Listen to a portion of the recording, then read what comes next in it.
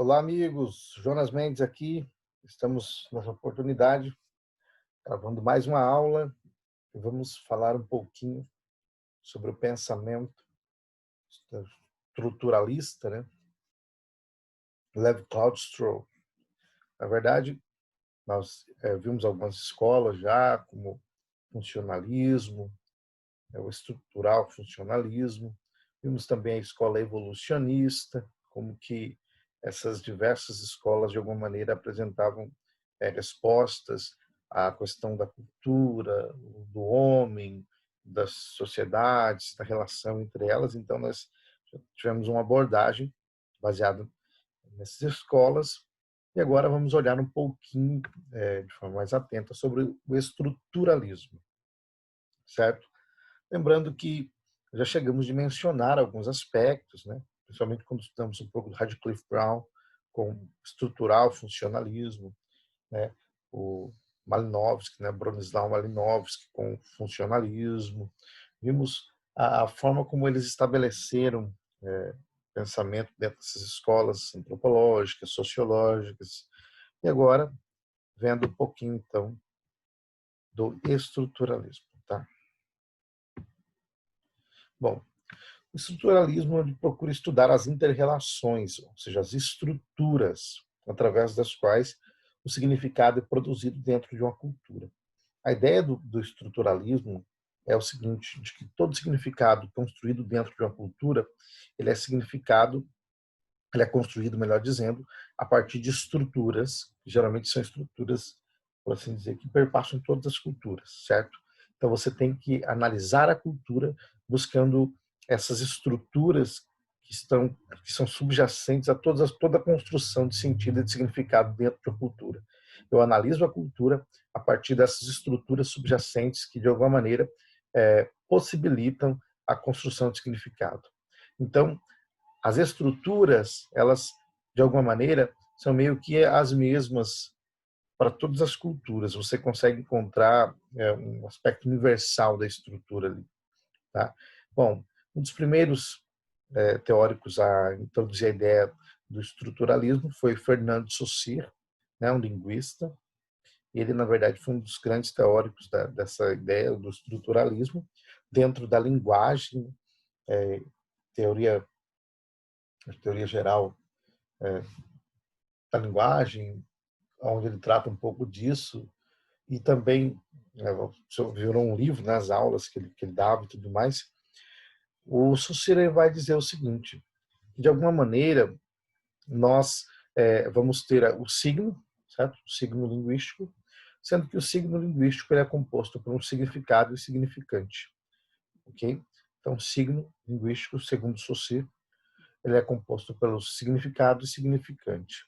O significante é a imagem, por assim dizer, acústica, né, daquele signo.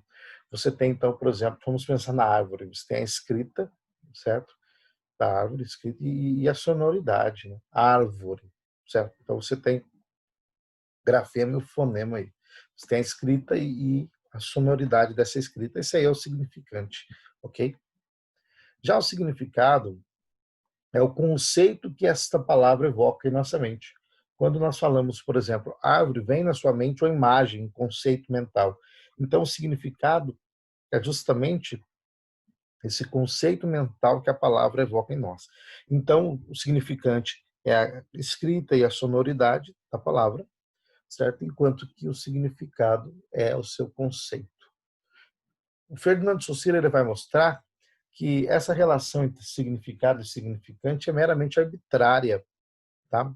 Não há nenhuma relação de causa e efeito ou nenhuma relação necessária entre o significado e o significante. São relações meramente arbitrárias, ok? De maneira que nós só conseguimos estabelecer a relação entre o significado e o significante não pela identidade, mas muito mais pela diferença, né? Então, podemos dizer que o significante ele se relaciona com o significado não por algum princípio de identidade, mas muito mais por um princípio de diferença. Então, ou seja, mas essa estrutura, por assim dizer, dentro da linguagem, ou estrutura binária de oposição, significado, significante, fala e escrita, né? Língua e linguagem. O Saussure vai estabelecer em toda a sua estrutura, você vai encontrar essas polaridades. Essa estrutura binária, ela perpassa todo o sistema linguístico e tudo mais. Já o Claude Lévi-Strauss, né, alguns falam Lévi-Strauss, Lévi-Strauss, tanto faz a pronúncia aqui, ele segue uma ideia semelhante, mas ele já vai ter um estudo voltado para a antropologia, para a cultura, para estudar as civilizações.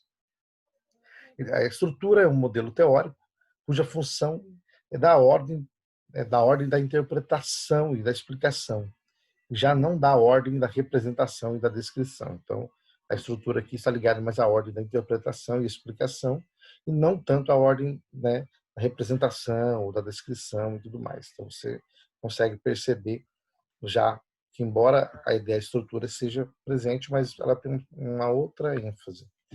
Bom, o estruturalismo do Strauss amplia, né? Ele vai ampliar a antropologia ao fazer uma crítica, então, ao funcionalismo aí. Funcionalismo este que nós vimos, né, que teve um dos principais representantes, Bronislaw Malinowski, certo? Bronislaw Malinowski. O estruturalismo, ele teve a sua, na antropologia, ele tem a sua influência, né, no Emile Durkheim, ok? Então, o funcionalismo, ele tende a enxergar a sociedade como um organismo vivo, certo? Como se fosse um corpo, né, cujos órgãos são importantes para a saúde de todo o corpo. Os órgãos dessa comparação seriam, então, as instituições, que seriam responsáveis, de alguma maneira, por contribuir para que todo o corpo seja saudável. Cada instituição funcionando adequadamente, dentro da sua função correta, contribui para o desenvolvimento e para o bom funcionamento do todo. Então, você tem aí uma ideia de um sistema orgânico cujos os órgãos estão interrelacionados. É um sistema de interdependência aí. De maneira que se um dos órgãos ou uma das instituições que compõem essa sociedade começa a ter problemas, todo o corpo social vai sofrer também, porque há um sistema de interdependência entre os diversos órgãos que compõem essa sociedade, as diversas instituições, ok? Então, o Strauss, ele vai fazer uma crítica a essa ideia do funcionalismo, tá? Porque o funcionalismo, ele geralmente tinha uma tendência maior de olhar para a sociedade negligenciando, por assim dizer, o aspecto diacrônico, mas dando uma ênfase maior no aspecto sincrônico. O aspecto diacrônico é o aspecto que leva em consideração o desenvolvimento histórico e social, certo? Quando você leva em consideração o desenvolvimento histórico, social, olhando para a história como um todo e buscando as significações, as construções históricas, então você tem uma abordagem diacrônica. Mas o aspecto sincrônico é quando você contempla algo como se estivesse olhando simplesmente focado naquela sociedade como se ela fosse uma totalidade, desprezando as construções históricas e tudo mais, olhando para a sociedade naquele momento como se ela fosse um todo. Então, isso, de alguma maneira, essa abordagem funcionalista acaba rejeitando um pouco o aspecto histórico, como se a sociedade fosse um sistema, um membro, um órgão, por exemplo, um corpo social que não tem história, né? E aí o funcionalismo ele despreza, ele faz uma crítica justamente isso aí. Ele vai dizer que não basta observar e conviver com os outros povos, né, para poder compreendê-los. É preciso compreender o mecanismo funcional que regula cada sociedade e mesmo de seus conflitos internos, né? Então, você, para entender a sociedade, você precisa levar em conta também os seus conflitos internos, que faz parte da própria sociedade. Você não tem um corpo social sem conflitos, né? E os conflitos, eles fazem parte da própria organização social. Então, você só entende essa sociedade quando você leva em consideração todos esses mecanismos que, de alguma maneira, regulam aquela sociedade, e você busca também até os conflitos ali. Aquilo que as pessoas amam, dão valor, aquilo que importa para eles, o que é causa de conflito. Então, tudo isso é importante para entender uma sociedade, inclusive. Tá? O método estrutural, então, na antropologia, ele não se preocupa apenas com a diferença entre sociedades, mas também com aquilo que diferentes sociedades têm em comum. Então, você tem, por exemplo, uma ênfase muito forte, geralmente, em tentar entender a sociedade dentro das suas especificidades, buscando mostrar que cada sociedade é diferente uma da outra e tudo mais, Só que, nesse ponto, você acaba olhando para a sociedade e vendo só diferença, só alteridade. Parece que não existe nada que liga aquelas pessoas, nada que liga aquela sociedade. Parece que não existe nada em comum. Então, a crítica que o Strauss vai fazer é justamente nesse sentimento que perpassava várias escolas antropológicas de tentar estudar as diversas sociedades, as diversas organizações humanas, dando ênfase apenas nas diferenças, sem ao menos se perguntar se existiam semelhanças que eram compartilhadas por todas as sociedades, se poderíamos elencar características que eram comuns a todas elas. Então, essa pergunta é importante porque se nós encontramos elementos que estão presentes em todas as sociedades, então significa que no mínimo existem algumas coisas que são comuns a todos, ou seja, podemos encontrar aspectos, por assim dizer, universais em todas as sociedades humanas. Então, é essa busca que o Strauss vai fazer, inclusive buscando elementos que sejam comuns a todas as sociedades, pertencentes a todas elas, né? E esses elementos seriam de alguma maneira presentes naquilo que nós vamos chamar de estrutura, ok? Essa investigação, ela leva em questão, né? Leva em questão a diferença entre a natureza e cultura, ok? Nós sabemos muito bem que essa é uma questão muito importante, né? Distinguir natureza e cultura, tá? A natureza é tudo aquilo que, de alguma maneira, não foi parte do trabalho humano, do lavoro humano, né? Das nossas mãos. Então, a natureza está no âmbito daquilo que é, de fato, natural, que a gente não trabalhou, por assim dizer, que nós não fizemos. E a cultura já está no âmbito daquilo que é construção humana, daquilo que passa pela obra das mãos do homem. Então, quando o homem, ao atuar com a natureza, ele produz cultura. A natureza é o que é e pronto, acabou. A natureza não é má, nem boa, nem nada. A natureza é o que é, certo? Não podemos atribuir valores morais à natureza. Mas a cultura, de alguma maneira, já está no âmbito daquilo que pode ser valorado, certo? Daquilo que nós podemos atribuir significações. Na verdade, a própria cultura é uma construção significativa sobre as coisas, né? O próprio Clifford Geertz, por exemplo, dizia que a cultura seria uma cadeia, né, uma teia de significações a qual o homem ele mesmo construiu e também no qual se encontra preso. O estruturalismo ele se tornou moda intelectual nos anos 60 e 70. Você tem alguns livros do Strauss que fizeram sucesso, né? Pensamento Selvagem, Tristes Trópicos, Antropologia Estrutural, as estruturas elementares do parentesco, onde ele busca mostrar como que existem elementos que de alguma maneira, são semelhantes a essa ideia do parentesco. Então, esses livros tiveram um alcance que transcenderam os interesses especialistas da antropologia naquela época, né? Então, você percebe que foi um livro teve um impacto muito grande em outras áreas, na psicologia, na filosofia, na sociologia e não só na antropologia. Então, a antropologia estrutural, né, que é resultado dessa ênfase do Strauss, ela nasce na década de 40, como eu disse, o grande teórico é Strauss, centraliza o debate na ideia de que existem regras estruturantes das culturas, da mente humana.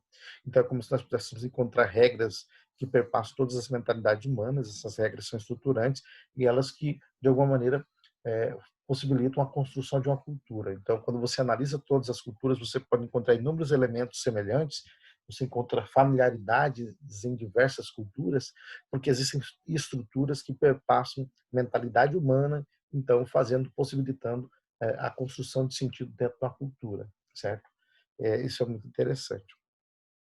E como que essas regras elas são dadas? Elas se estabelecem então a partir de oposição, bem na ideia do Saussure, né? A partir de polaridades, tá? Essas oposições elas se estabelecem para facilitar e possibilitar a construção do sentido, ok? Para fundamentar o debate teórico, então, o Strauss ele vai recorrer a duas fontes, né? O Wundt, que é da psicologia, e o Saussure, linguista, né? Então você consegue ver a influência aí dessas duas áreas sobre o pensamento do Strauss, né? Então, inclusive você encontra influência também do próprio Durkheim, Jacobson, né, um linguista, Kant, filósofo, e o Marshall Mauss, também antropólogo e sobrinho aí do Durkheim. O Marshall Mauss é bem conhecido pelo ensaio da dádiva, né, sobre as três leis da dádiva, onde ele estabelece de forma clara que existem trocas simbólicas que perpassam toda a sociedade, estrutura, por assim dizer, as próprias relações significativas dentro da sociedade. As nossas relações sociais, de alguma maneira, são movidas por uma lógica simbólica movida pela troca, que é a ideia de dar, receber e retribuir, segundo Marshall Mauss, que é uma coisa bem interessante, na verdade. Ele também exerceu, então, uma influência no pensamento de Strauss, na fundamentação do estruturalismo. Tá? Ele era francês, o Strauss é francês. Ele tem a ideia de que a cultura ela surgiu no momento em que o homem convencionou a primeira regra. Então, é muito semelhante aqui à ideia do próprio Freud também, né, em Totem e Tabu, onde vai mostrar que a cultura ela começa a se originar de alguma maneira a partir do momento em que os filhos se organizam e matam o pai, e a partir desse momento eles precisam agora estabelecer regras para poder viverem ali, né, para que a vivência social se tornasse possível.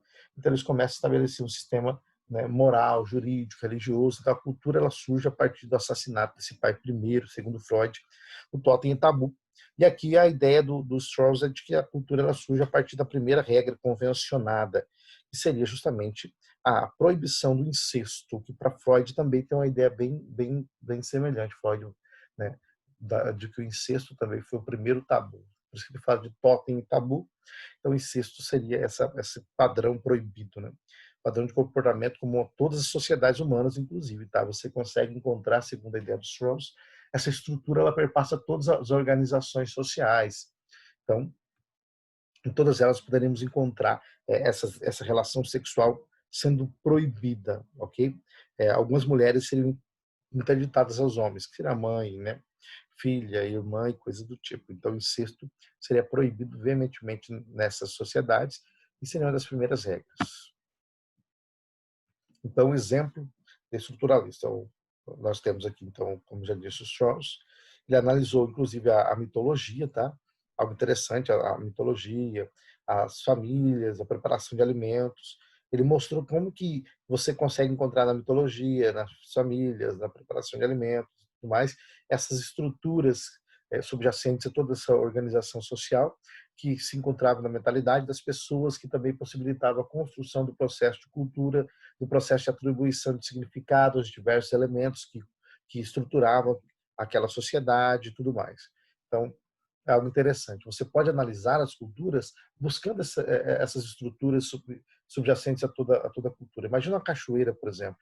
Você vai ter a água correndo, mas se você tirar e esvaziar aquela água, embaixo você tem ali aquele formato, né, que proporciona a queda, né, a cachoeira. Então, a estrutura seria aquela estrutura, de alguma maneira, sólida, abaixo da água, que possibilita que a água corra e caia do jeito que vai cair. Então, a forma como a água cai, a forma que a água vai assumir dentro daquela cachoeira é resultado do formato daquela estrutura rochosa que tem abaixo. Então, essa estrutura seriam essas estruturas, por assim dizer, meio que inconscientes, de alguma maneira, que perpassariam toda a organização social, certo? E, de alguma maneira, possibilitaria a construção da cultura. Então, você consegue encontrar elementos que são comuns a todas as culturas por causa dessa estrutura, tá certo? Então, ele explicou esses antônimos, essas contrariedades, que estão na base da cultura, né, a partir dessa estrutura. Essa estrutura é formada por processos binários, de polaridade. Você tem a ideia do alto, baixo, né, você pode estabelecer inúmeras polaridades aí, bonito, feio, homem, mulher, e por assim vai, tá ok? São polaridades que perpassam toda a construção cultural. Então, de alguma maneira, podemos perceber como que Strauss ele vai dar um sentido à ideia da cultura a partir da estrutura. São estruturas que perpassam, subjazem toda a construção cultural e que possibilitam, inclusive, a existência da cultura. Você entende a cultura a partir dessas estruturas, porque a estrutura é que torna possível a construção de significado dentro de uma cultura. É a estrutura que torna isso possível, que torna isso real. Você só consegue atribuir sentido e significado a partir de estruturas que tornam isso real. Essas estruturas elas são fundamentadas em polaridades, né? Como eu já estabeleci aqui, e para Strauss é assim que funciona a organização social de alguma maneira. Meus amigos, então é isso aí. Um abraço a todos. Espero que tenha ficado claro.